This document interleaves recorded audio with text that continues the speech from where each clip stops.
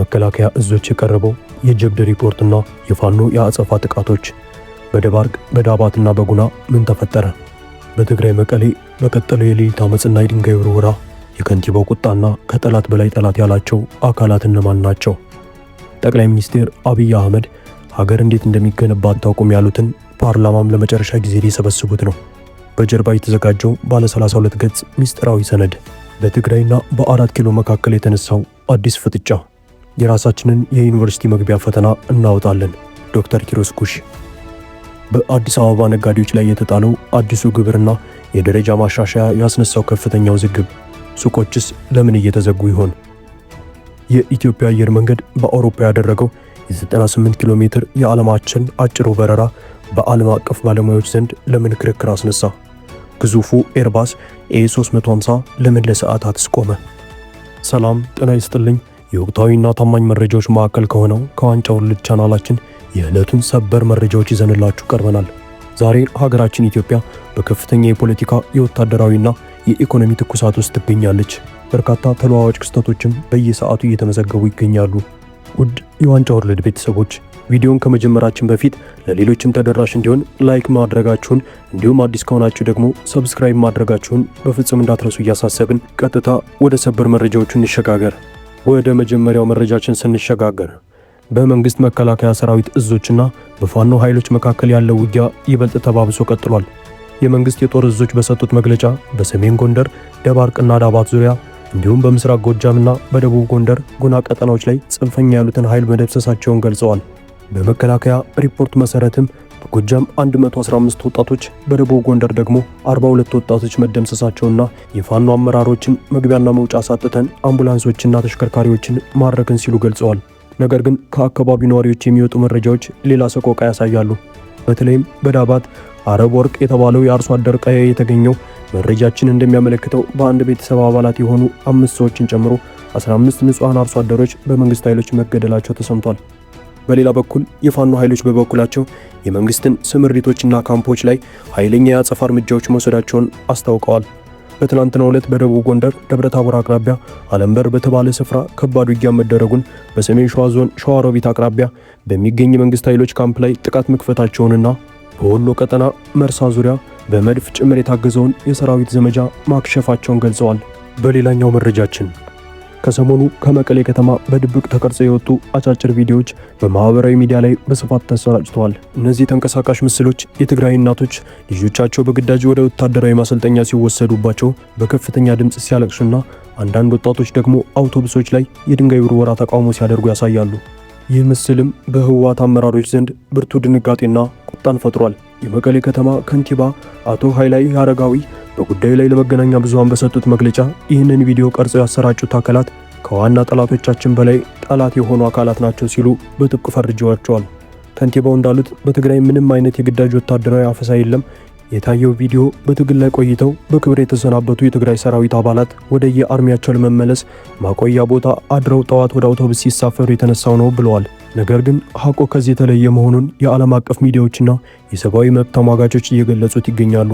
ህወሓት በቅርቡ ባወጣው አዋጅ መሰረት ወታደራዊ ጥሪን ያልተቀበሉ ዜጎች ላይ የገንዘብ ቅጣትና ተቃውሞ የሚያሰሙ ሰዎችን እስከ 25 ዓመት የሚደርስ እስራት እንደሚያስቀጣ ደንግጓል። የኢትዮጵያ ሰብአዊ መብቶች ኮሚሽን ባደረገው ማረጋገጫ መሰረት በትግራይ የግዳጅ ወታደራዊ ምልመላ መኖሩን እንዲሁም ከታፈሱ ወጣቶች መካከል አብዛኞቹ ከ18 ዓመት በታች የሆኑ ህፃናት ጭምር መሆናቸውን ይፋ አድርጓል። ታዋቂው የቲክቶክ ፈጣሪ አዶናይ አብርሃም በትግራይ ያለው ሁኔታ በእጅጉ እንዳሳሰበውና በወጣቶች ላይ ያለው የጦርነት ሳይሆን የተስፋ ገጽታ ማየት እንደሚፈልግ ገልጾ ጦርነት ይብቃ ማለቱን ተከትሎ በማህበራዊ ሚዲያ ላይ ሰፊ የድጋፍና የተቃውሞ ማዕበል አስተናግዷል። በሌላኛው መረጃችን የብልጽግናው የትምህርት ሚኒስቴር የዘንድሮውን የ12ኛ ክፍል ሀገር አቀፍ ፈተና በኦንላይንና በመሰረተ ልማት እጥረት ባላቸው ቦታዎች በወረቀት ለመስጠት ማቀዱ ይታወቃል። በትግራይ ክልል በኦንላይን የተመዘገቡ ተማሪዎች ፈተናቸውን በተሳካ ሁኔታ ቢያጠናቀቁም በወረቀት ሊፈተኑ የነበሩ 15349 ተማሪዎች ግን ፈተናው በድንገት ተሰርዞባቸዋል። የትግራይ ክልል ትምህርት ቢሮ ኃላፊ ዶክተር ኪሮስ ኩሽ በሰጡት መግለጫ ትምህርት ሚኒስቴር ለትግራይ ተፈታኞች ወረቀት አልክም ማለቱ ፍጹም ፖለቲካዊ ውሳኔና የጂኖሳይድ ቅጥያ ነው ሲሉ ከሰውታል። ፈተናው በአውሮፕላን የሚመጣና በፌዴራል ፖሊስ ጥበቃ የሚደረግለት ስለሆነ ወደ ትግራይ እንዳይላክ የሚያግድ ምንም አይነት የቴክኒክ ምክንያት የለም ብለዋል። በዚህም ምክንያት በትግራይ ክልል ካቢኔ ውሳኔ መሰረት ክልሉ በራሱ በአጭር ጊዜ ውስጥ የራሱን ፈተና አዘጋጅቶ ተማሪዎችን እንደሚፈትንና የራሱን የዩኒቨርሲቲ መግቢያ ነጥብ ወስኖ ተማሪዎችን ወደ ከፍተኛ ትምህርት እንደሚያስገባ አስታውቋል። ይሁን እንጂ ይህ ውሳኔ በትግራይ ነዋሪዎች ዘንድ ከፍተኛ ስጋትን ፈጥሯል። ክልሉ በራሱ ፈትኖ የሚያወጣቸውን ውጤት በፌዴራል በጀት የሚተዳደሩ የሀገሪቱ ዩኒቨርሲቲዎች በምን ሕግ አግባብ ሊቀበሉ ይችላሉ? የተማሪዎቹ ዕጣ ፈንታስ ምን ሊሆን ነው የሚለው አሳሳቢ ሆኗል። ከዚህ መግለጫ በኋላ የ4 ኪሎ የፈተናዎች አገልግሎት በሰጠው ምላሽ በትግራይ ክልል በወረቀት የሚሰጠው ፈተና ሙሉ በሙሉ እንዳልቀረ፣ ነገር ግን ከሐምሌ 22 እስከ ሐምሌ 24 ቀን በመቀሌና በአክሱም ዩኒቨርሲቲዎች እንደሚሰጥ አስታውቋል። ወደ ቀጣዩ መረጃችን ስንሻገር የሕዝብ ተወካዮች ምክር ቤት የ5 ዓመት ቆይታቸውን አጠናቀው ወደ ክረምት ረፍታቸው ከመበተናቸው በፊት ነገ ማክሰኞ ዕለት ለመጨረሻ ጊዜ አስቸኳይ ስብሰባ ያደርጋሉ። በዚህ ስብሰባ ላይ ጠቅላይ ሚኒስትር አብይ አህመድ በአካል በመገኘት ዓመታዊ ሪፖርት ያቀርባሉ። ከተሰናባቾቹ አባላት ለሚነሱ ጥያቄዎችም ምላሽ ይሰጣሉ ተብሎ ይጠበቃል። የኢትዮጵያ ኢንሳይደር እንደዘገበው የፓርላማ አባላቱ አስቀድመው እንዲያነቡት ባለ 32 ገጽ ዝርዝር የመንግስት ሥራ አፈጻጸም ሰነድ ደርሷቸዋል። ነገር ግን በፓርላማው ሕግ መሰረት አባላቱ ጥያቄዎቻቸውን በቀጥታ ለጠቅላይ ሚኒስትሩ ማቅረብ አይችሉም። ጥያቄዎችን መርምሮ የመቀበል ወይም ውድቅ የማድረግ ስልጣን ያለው አፈ ጉባኤ ታገሰ ጫፎ ነው። አንድ ስማቸው ያልተጠቀሰ የተቃዋሚ ፓርቲ አባል እንደገለጹት ላለፉት 5 ዓመታት በርካታ ወሳኝ ጥያቄዎችን ቢያስገቡም እድል አግኝተው ለጠቅላይ ሚኒስትሩ የቀረቡት 2 ጊዜ ብቻ መሆኑን በመጥቀስ የተቃዋሚ ድምፅ የመደመጥ እድሉ እጅግ አነስተኛ መሆኑን በምሬት ተናግሯል። ጠቅላይ ሚኒስትሩ ይህንን ፓርላማ በየንግግራቸው መካከል ሲሳደቡና ሲያሾፉበት መቆየታቸውም ይታወሳል። ሀገር እንዴት እንደሚገነባ አታውቁም፣ 1 ብር ባልወጣበት ፕሮጀክት አቃቂር ታወጣላችሁ፣ ለእንጦጦ 1 ብር አልሰጣችሁኝም፣ ስለዚህ ልትጠይቁኝ አትችሉም ሲሏቸው አብዛኞቹ የፓርላማ አባላት ልክ ነው በሚል ሲያጨበጭቡም ተስተውሏል። አናጨበጭብም ያሉ አንዳንዶቹ ግን መታሰራቸውም ይታወሳል። በነገ ስብሰባ ላይ ጠቅላይ ሚኒስትሩ የተለመደውን አደግን ተመነደግን ሪፖርት አቅርበው ምናልባት በሀገሪቱ የህብረተሰብ ክፍሎች ላይ አዲስ ዛቻና ማስጠንቀቂያ ሊያስተላልፉ እንደሚችሉም ይጠበቃል። ይህ በእንዲህ እንዳለ የተባበሩት መንግስታት የልማት ድርጅት ስለ ኢትዮጵያ ኢኮኖሚ ባወጣው አዲስ ሪፖርት የብልጽግና ሹማምንት የሚሉትን የኢኮኖሚ ተአምር ሙሉ በሙሉ ውድቅ የሚያደርግ ሆኗል። ሪፖርቱ እንደሚያሳየው የብልጽግና መንግስት በየዓመቱ ለትምህርት፣ ለጤና፣ ለውሃና ለግብርና የሚመድበው ድሃ ተኮር በጀት በከፍተኛ ሁኔታ እያሽቆለቆለ ይገኛል። እንደ አውሮፓውያን አቆጣጠር በ2021 ለማህበራዊ ዘርፎች የሚመደበው በጀት 45 በመቶ የነበረ ሲሆን በዘንድሮ ዓመት ወደ 35 በመቶ ዝቅ ብሏል። የመንግስት ዋና ወጪዎች ለጦርነትና ለከተማ መናፈሻዎች የሚውሉ በመሆናቸው በሀገሪቱ የሰብአዊ ልማት እድገት ላይ አሉታዊ ተጽዕኖ አሳድሯል። በተጨማሪም ኢትዮጵያ በነዳጅና በማዳበሪያ ዋጋ መናር ምክንያት ዜጎቿ በከፍተኛ ሁኔታ እየተጎዱባት ካሉ ቀዳሚ የዓለም ሀገራት ተርታ ተሰልፋለች። በከተሞች ውስጥ ዝም ያለ ረሃብ እየተስፋፋ ባለበት፣ በገጠር ደግሞ በጸጥታ ችግር ምክንያት ተዘዋውሮ መስራት የማይቻልበት ሁኔታ ውስጥ ሀገሪቱም ትገኛለች። በቀጣዩ መረጃችን ሰሞኑን በግብር አሰባሰብና በደረጃ ማሻሻያ ዙሪያ የተነሳው አዲስ ቀውስ የንግድ ማህበረሰቡን በከፍተኛ ሁኔታ አሳስቧል። የከተማዋ ገቢዎች ቢሮ ባደረገው አዲስ የደረጃ ሽግግር ምዘና ከዚህ ቀደም በደረጃ ሐመርሃ ግብር ይከፍሉ የነበሩ በርካታ ነጋዴዎች ሙሉ በሙሉ ወደ ደረጃ ላይና ሀ እንዲሸጋገሩ ተደርጓል። ይህ ውሳኔ ነጋዴዎቹ የሰሌዳ ወይም የሽያጭ መመዝገቢያ ካሽ መዝገብ ማሽን ኤፍፒኤም እንዲጠቀሙና ዓመታዊ ገቢያቸውንም መሰረት ያላደረገ እጅግ ግዙፍ ግብር እንዲከፍሉ ያስገድዳል። ከተለያዩ የገበያ ማዕከላት እንደ መርካቶ፣ ፒያሳና ቦሌ የሚወጡ መረጃዎች እንደሚያመለክቱት በርካታ ነጋዴዎች የተጣለባቸውን የግብር ጫና መሸከም ባለመቻላቸው ሱቆቻቸውን እየዘጉ ይገኛሉ።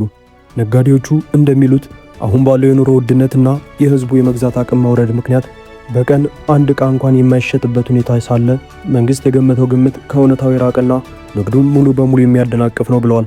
የከተማዋ ገቢዎች ባለስልጣን በበኩሉ ማሻሻያው የተደረገው በሰፊ ጥናት ላይ ተመስርቶ መሆኑንና ግብር የመክፈል ግዴታን የማይወጡ አካላት ላይ ጥብቅ ህጋዊ እርምጃ እንደሚወሰድም አስታውቀዋል። በሌላኛው መረጃችን የኢትዮጵያ አየር መንገድ በአውሮፓ ያስጀመረው አዲስ አጭር የጉዞ መስመር በዓለም አቀፍ የአቪዬሽን ባለሙያዎች ዘንድ ትልቅ ክርክር አስነስቷል። አየር መንገዱ ከአዲስ አበባ ፈረንሳይ ሊዮን ካረፈ በኋላ ወደ ስዊዘርላንድ ጄኔቫ የ98 ኪሎ ሜትር ብቻ የአየር ጉዞ ያደርጋል። የበረራ 45 ደቂቃ ብቻ የሚፈጅ ሲሆን ለዚህ አጭር ርቀት አነስተኛ አውሮፕላን ከመጠቀም ይልቅ 348 መቀመጫ ያለውን ግዙፍና ውዱን ኤርባስ ኤ350 አውሮፕላን በመጠቀሙ በዓለም አቀፍ ደረጃ በኤርባስ ኤ350 የሚደረግ የዓለማችን አጭሩ በረራ ብሎ ተመዝግቧል። የአካባቢ ጥበቃ ተንታኞች እንደሚሉት ለ98 ኪሎ ሜትር ርቀት እንዲህ ያለ ግዙፍ ጀት ማንሳትና ማሳረፍ ከፍተኛ ነዳጅ ስለሚያባክን የካርበን ልቀትንም ይጨምራል ሲሉ ተችተዋል። በተጨማሪ ይህ በ100 ሚሊዮኖች ዶላር የሚገመት ግዙፍ አውሮፕላን በሊዮን አየር ማረፊያ ለ11 ሰዓታት ያህል ዝም ብሎ እንዲቆም መደረጉ እንዴት አዋጭ ይሆናል የሚለው ጥያቄን አስነስቷል። ነገር ግን የአየር መንገዱ የኔትወርክ እቅድ አውጪዎች እንደሚሉት ከአፍሪካ ወደ ጄኔቫና ወደ ሊዮን ለየብቻ 2 በረራዎች ከማድረግ ይልቅ ሁለቱንም በአንድ ላይ አዋህዶ አውሮፕላኑን ለሰዓታት ማቆየት ወጪን በእጅጉ እንደሚቀንስና የበለጠ ትርፋማ እንደሚያደርግ ስልታዊ ማብራሪያን ሰጥተዋል። ውድ የቻናላችን ቤተሰቦች ለዛሬ ያዘጋጀንላችሁ ልዩ ወቅታዊና ሰበር መረጃዎች በአንድ ላይ ተዋህደው እነዚህን ይመስሉ ነበር።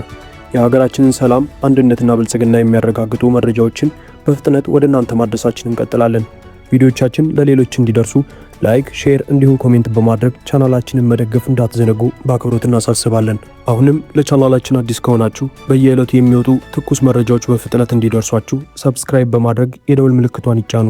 በሌላ አዲስ መረጃ ዳግም እስክንገናኝ ድረስ ቸር ያሰማን። ሰላም ቆዩልን።